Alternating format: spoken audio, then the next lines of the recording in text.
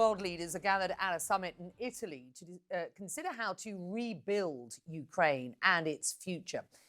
We're expecting Ukrainian President Volodymyr Zelensky to speak from that recovery conference next hour, but some 2,000 kilometers away, Russia's attacks on Ukraine have shown no signs of slowing down. Residents of Kyiv are surveying the damage following one of the most ferocious aerial assaults by Moscow since the start of this war. President Zelensky says some 400 drones were launched for over 10 hours as the bombardment continued for a second night on his country's capital. And he called it an obvious buildup of terror by Russia. Well, despite this, the Kremlin, for its part, says the peace process hasn't stalled and that Russia still prefers a diplomatic solution. CNN's senior international correspondent Ben Wedeman is in Rome, where that Ukraine recovery conference is taking place. And Ben, CNN producers on the ground in Kyiv overnight reporting drones and missiles, quote, flying at different altitudes, attacking from all directions, with some of the drones initially bypassing the capital before abruptly changing direction and speeding back towards the capital. Our viewers can read that full reporting online. Ben, how are evolving Russian tactics, as you see it, and increased bombardments affecting the sense of urgency in the meetings where you are today? Well, the meeting did seem to have an air of urgency in terms of just the strength of the rhetoric we are hearing from European leaders. Donald Tusk, for instance, the Prime Minister of Poland, was saying that there will be no recovery without victory. We are here to discuss how to help Ukraine not only to survive, but to win and to rise again. Now, the European Commission President Ursula von der Leyen also was saying that this conference is really all about bringing Ukraine into Europe, and that Ukraine has two flags, the flag of Ukraine and the flag of Europe, and that Ukraine's future is with Europe. Now, Keith Kellogg, the American Special Envoy for Russia and Ukraine, is here in Rome. He did attend the conference, and he gave a fairly boilerplate speech. But really, the focus has been the urgency among European leaders that they really need to step up and take the lead, in a sense, in terms of supporting Ukraine. Von der Leyen, for instance, made the point that Europe as a whole is the largest donor to Ukraine at the moment, although the United States is the single largest nation to provide assistance to Ukraine. But I think the feeling is that given the unpredictability, so to say, of the Trump administration and the fact that this president in the White House seems to blow hot and cold on Ukraine depending upon his mood at any given hour, that really the adults in the room, the European leaders who are so much closer to Ukraine, really have to focus on providing the kind of assistance Ukraine needs at a time when we're seeing the pressure from Russia is increasing. The Russians have always depended in Ukraine on the fact that they have, it's a bigger country, a larger population.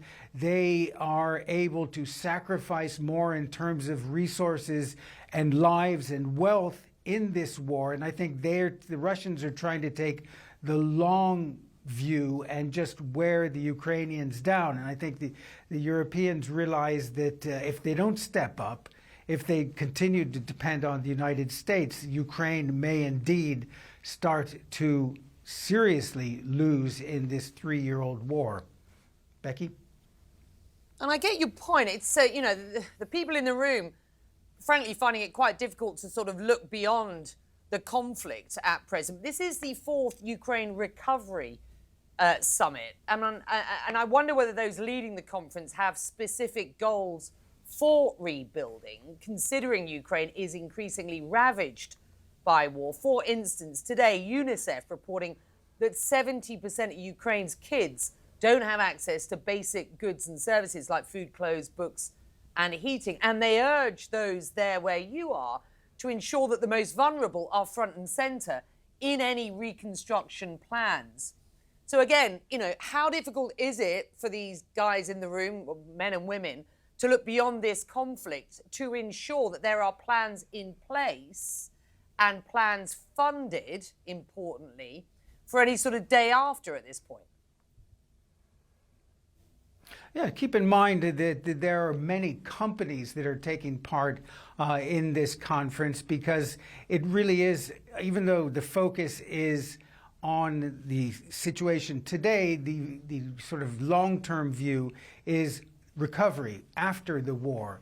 And certainly for the Europeans, they realize this is a large country, 40 million people, with significant resources in terms of minerals, industry, agriculture, and so on. And there is a realization that they do need to prepare the way when the war eventually comes to an end, to provide the kind of assistance to prevent Ukraine from sort of going backwards in terms of, its post-war recovery. Of course, the fear is that, once the war is over, the world's attention could turn elsewhere and the situation in Ukraine could deteriorate. So definitely the focus is on opportunities, on the needs of Ukraine in the post-war era, although obviously the immediate focus is the situation in Ukraine right now.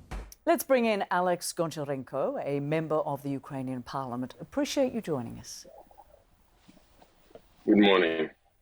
So Russia launched an intense aerial assault on Ukraine's capital just hours before world leaders gathered in Rome for the Ukraine Recovery Conference that gets underway next hour. What are you hoping to come out of those meetings? First of all, what Putin tried to show, making this attack against Kiev. Kiev was attacked most of all this night, and that was an awful night in Kiev. And he did it to humiliate world leaders, because it sounds really ridiculous to discuss the recovery of Ukraine when destruction continues.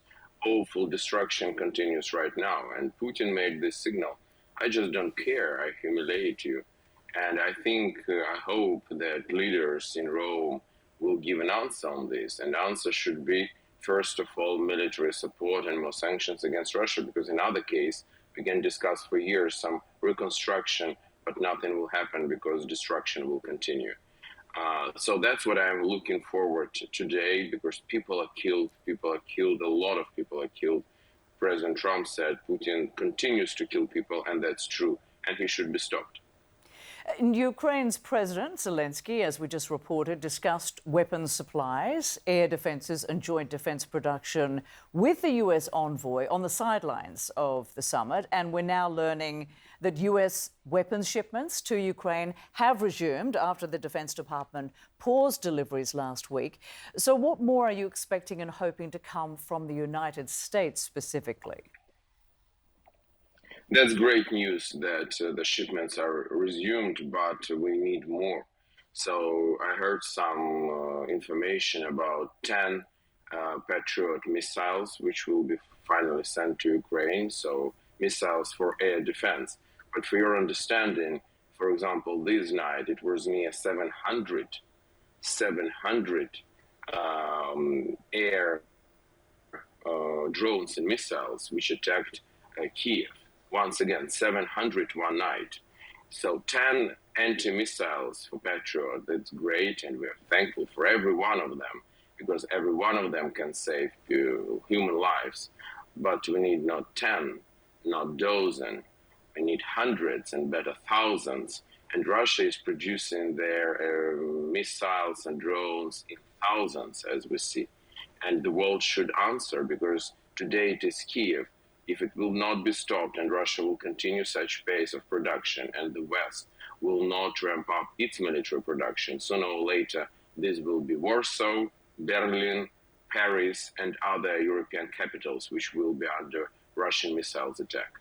And what more can you tell us about the impact of these recent and intense Russian attacks? And what happens if the US doesn't keep supplying more weapons for Ukraine in the weeks and months ahead? How much do you worry about that? We worry about that very much, because this is the biggest concern. The United States is our biggest military ally. We're thankful to all countries which support Ukraine. but the biggest military ally is the United States of America. What will happen if there will be not a sufficient US military support? Thousands of people will be killed. Russia will continue to advance, and the whole world will ask, is the United States really a partner you can rely on? If Ukraine, which voluntarily gave up its the third largest nuclear arsenal in the world in 1994, under American and British guarantees, is coming through what we are coming, so what will happen with any other country in the world? That will be the end of non-proliferation policy, and there will be start of complete chaos in the world when big countries will decide that they can take whatever they want from smaller ones. Alex Goncharenko, thank you so much for joining us. We appreciate it.